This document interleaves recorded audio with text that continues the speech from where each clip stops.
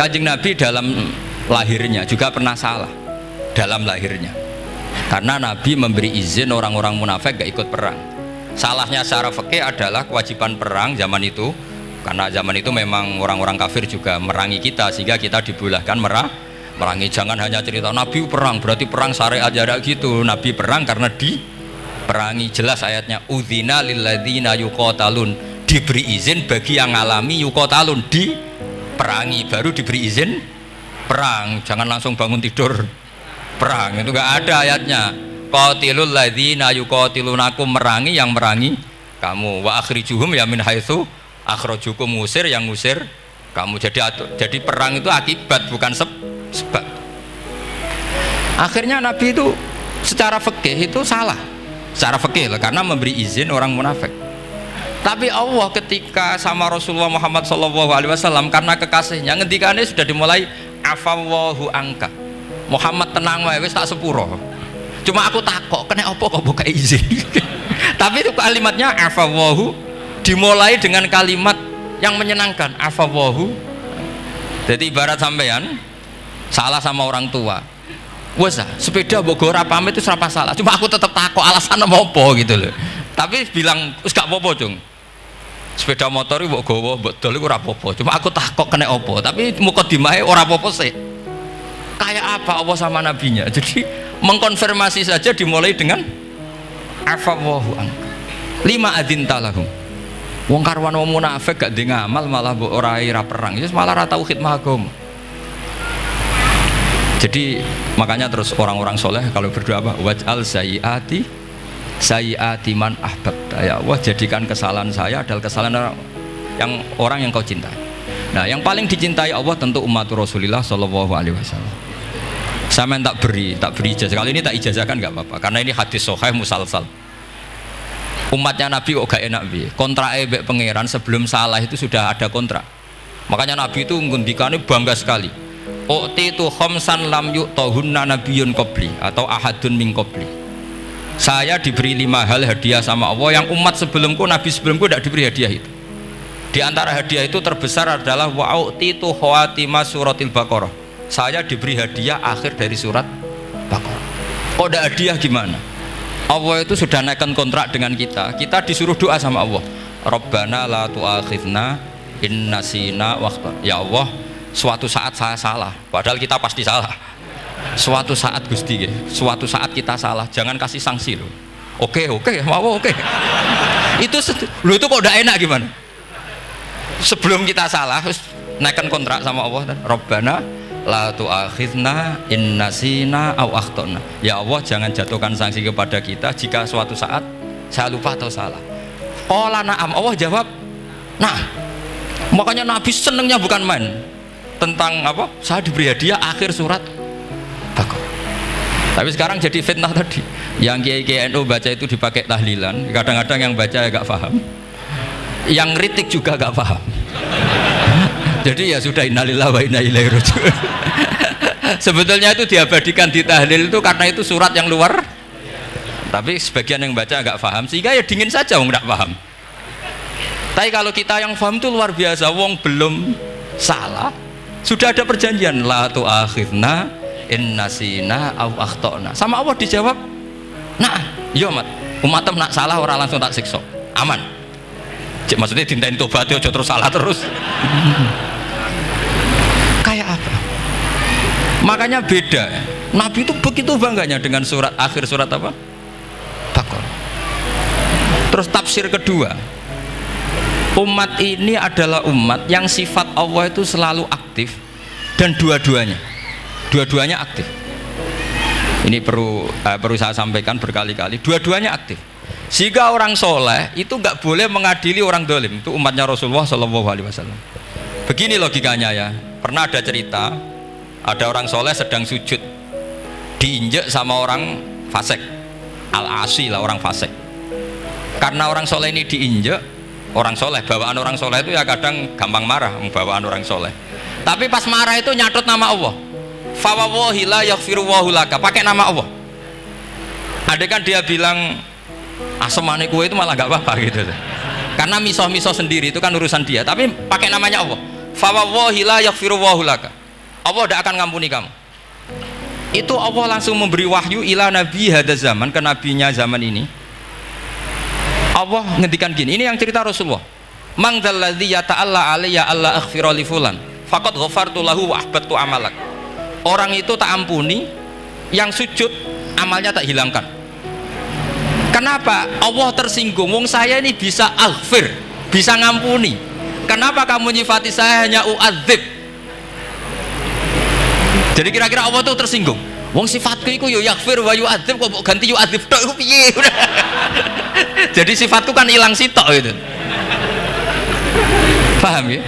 Jadi kalau kamu melihat orang-orang maksiat, pikiran kamu Allah yu'adzibuhum itu enggak fair. Bisa saja Allah yaghfiru lahum.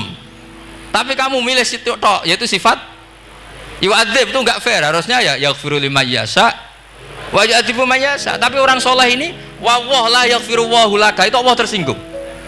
Kenapa tersinggung? Karena Allah hanya disifati yu'adzib, bukan disifati yaghfir. Padahal Allah bisa yu'adzib, bisa yaghfir. Sehingga Wahsy ketika seperti itu, dia qatilu ahabbin nas ila Rasulullah, yaitu Wahsy adalah qatilu Hamzah. Ketika Nabi da'a alaihi, tidak usah diterjemah, itu sama Allah malah Wahsy dikasih tobat. Bahkan turun ayat laisa laka minal amri syai'un aw yatuba alaihim aw. Jadi kita melihat ahlul maksiat, oke, kita tidak cocok dengan mereka, tapi tidak cocok tetap berharap mereka tobat. Kita tarbiyah, karena kita tidak boleh nyifati Allah yu'adzibuhum qatan. Mungkin ramelok dadi pangeran kok muni qatan. Isa wae Allah yaghfiru lahum. Itu pelajaran bagi kita. Jadi ternyata si soleh tadi ditegur sama Allah, kamu tidak bisa seperti itu. Mang dzalladzi yata'alla alayya, ta'ala itu corong Jawa sumpah serapah. Kok iso aku mbok sifati u'adzib tok, wong aku iso aghfir. Makanya di Quran itu ada wa yu'adzibal munafiqina. Ayatnya apa? Insya'a au yatuba. Nah, ini dalil-dalil napa? Kalau jenengan mendukung Islam napa? Wasatiyah. Jadi an ilmin. Jadi saya dukung gerakan ini, satu an ilmin, dua memang secara etika. Pak Quraisy itu orang sepuh, tentu pilihan itu setelah sekian baca tafsir, baca referensi, beliau seorang akademisi, profesor doktor. Tapi saya tetap mohon dukung kita itu an ilmin, apa? An ilmin. Memang dari awal Allah mensifati dirinya bisa yaghfir, bisa yu'adzib. Kenapa kita memastikan yu'adzib? Wong Allah bisa yaghfir. Nah, dengan demikian kamu menetapkan sifat Allah dua-duanya. Jadi yang soleh ya tetap khawatir jangan-jangan ada masalah, yang fasik pun tetap ada harapan. Makanya masyhur dawuh Sayyidina Ali yang dikutip hampir semua ulama, apa? Ala unabbiukum bil faqih kulal faqih. Apa perlu saya ceritakan siapa yang ahli fikih sebenarnya?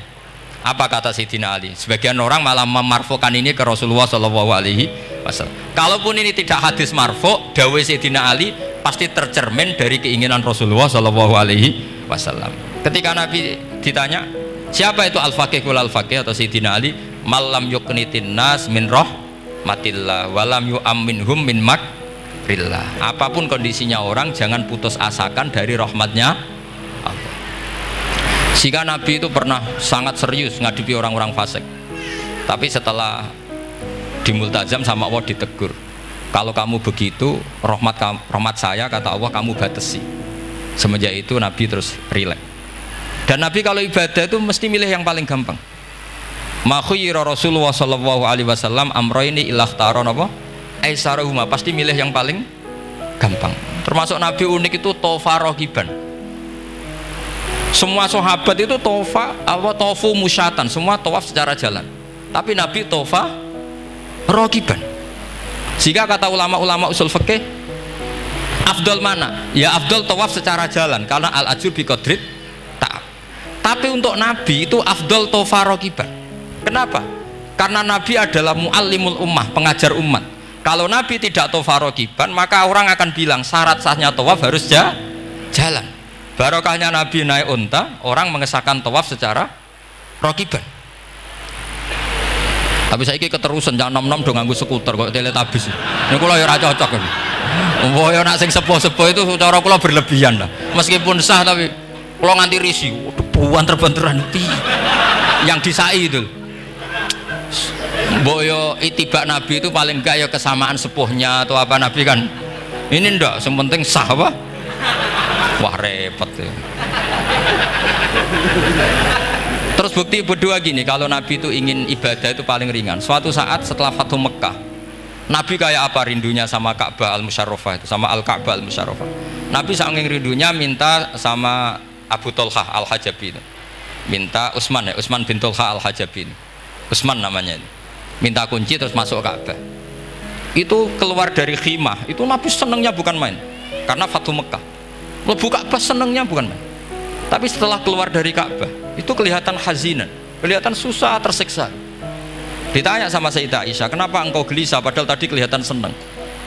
Wadidtu anni lam adkhul. Saya suka andikan tadi saya ada masuk Ka'bah.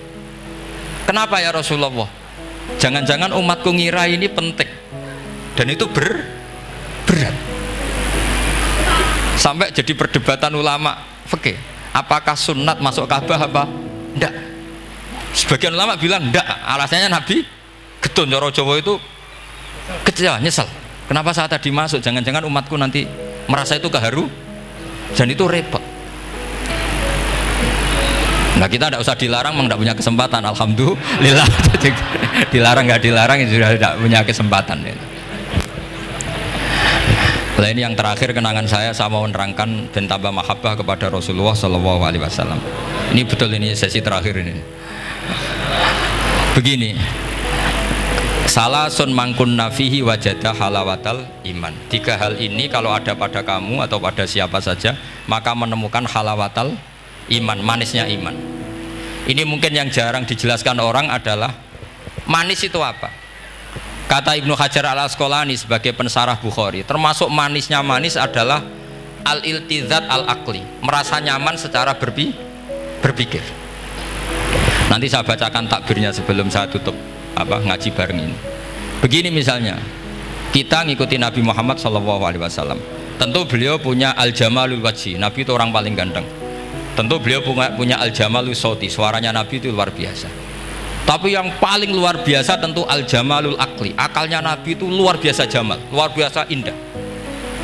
Artinya gini, andaikan Anda seorang profesor atau seorang alim alama, seorang kiai yang paling alim, terus dikasih tahu Nabi, misalnya dikasih tahu Islam, sing gawe donya iki iku Fir'aun, kan mesti tersiksa. Logikanya gimana? Wong Fir'aun lahirnya di bumi kok bikin bumi, kan dulu buminya timbang. Mesti ra iso turu sampai iki ajaran nopo ra iso turu.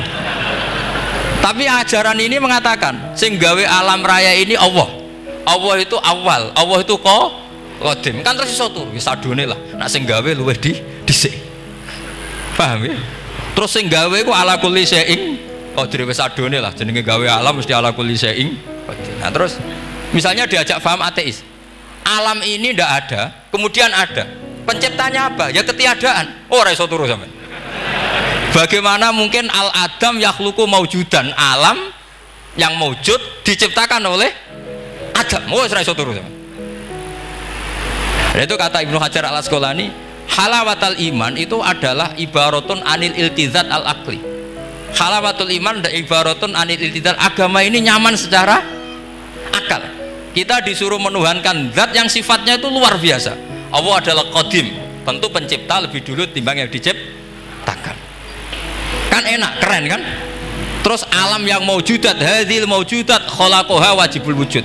Ini maujudat diciptakan zat yang super wujud, yaitu wajibul, kan iso turu sampean. Oke, masuk akal.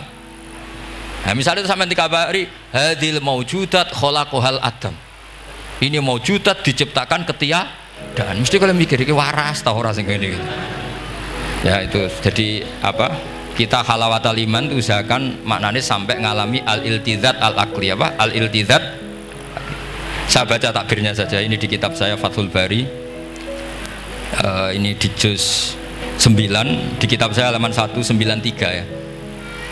Karena mungkin sampean beda cetakan atau enggak ada nomornya karena enggak punya, enggak tahu saya.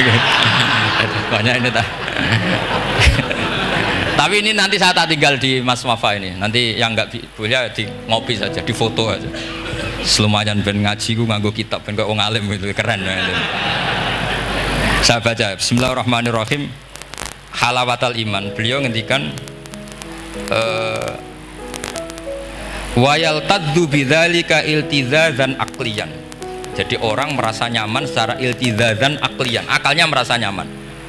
Idzil iltizat al aqliyu idrakuma huwa kamalun wa khairun min haitsu huwa kadzalik. Jadi beliau mencontohkan gini, kamu disuruh minum obat. Beliau contohnya itu kamu disuruh minum obat. Tentu secara watak kamu tidak senang karena obat itu pahit. Tapi kamu merasa nyaman setelah sakit minum obat, merasa nyaman karena ada harapan sembuh. Jadi watak kamu tidak senang, lidah kamu tidak senang karena pahit, tapi akal kamu senang. Wah enak aja, bar disuntik, bar diinfus, bar minum obat. Berarti itu namanya iltizazan aklian. Akal kamu merasa apa? Nyaman karena telah melakukan sesuatu yang sesuai akal. Tak baca ya, misalnya al murad bil hubbi huwa al hubbul aqli alladhi huwa itharu ma yaqtadi al aqlu salimu rushana wa in kana ala khilafi hawan nafsi kal marid yu'afu ad-dawa bitabi fayan faru anhu wa yamilu ilai bimuqtado aqli. Kayak kita sakit tentu dioperasi itu tidak seneng, bayangno wedhus apa usus diwedel-wedel kan nggak seneng secara hawan nafsi, paham ya? Tapi secara akal karena kamu divonis usus buntu, seneng mana setelah dioperasi sama sebelumnya? Lah seneng dioperasi itu namanya al-iltizat al-aqli. Ini kata Ibnu Hajar al-Asqalani. Wal aqlu yaqtadi rujhana janibi dzalik. Nah, terus saya teruskan. Idzil iltizat al-aqliyu idrakuma huwa kamalun wa khairun min haitsu huwa. Jadi saya bayangkan, makanya saya kalau baca Quran itu sering saya nangis. Misalnya tadi, am khuliqu min ghairi syai'in am humul khaliqun am khalaqus samawati wal ard. Masa alam raya yang wujud ini semua mau wujudat, kemudian dirumuskan bahwa penciptanya adalah al-adam, kenihilian, nihilisme. Kebayang nggak sampai ini suatu ruga misalnya ono nabi terus congkoe kudu iman alam raya ini sing wujud diciptakno ketiadaan. Wes ra iso turu, yakin ra men ra iso turu.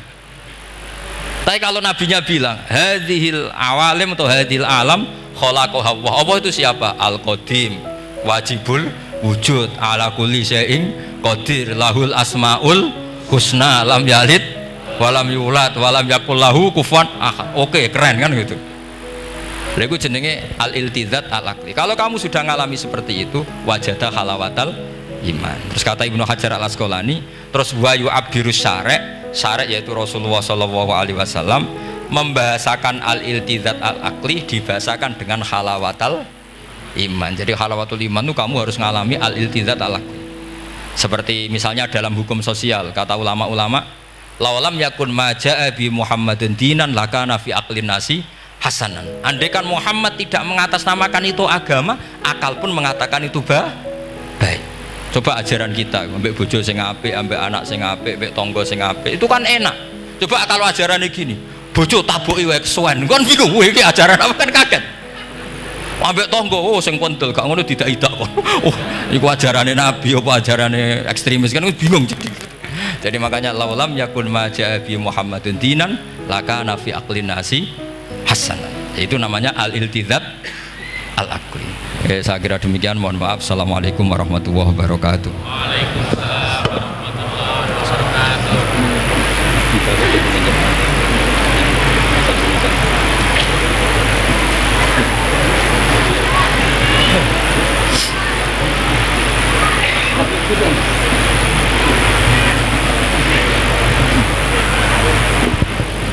Bismillahirrahmanirrahim. Nahmaduka ya ghafur ya syakur. Shalli wa sallim ala sayyidina Muhammad wa sallallahu alaihi wasallam asma'in.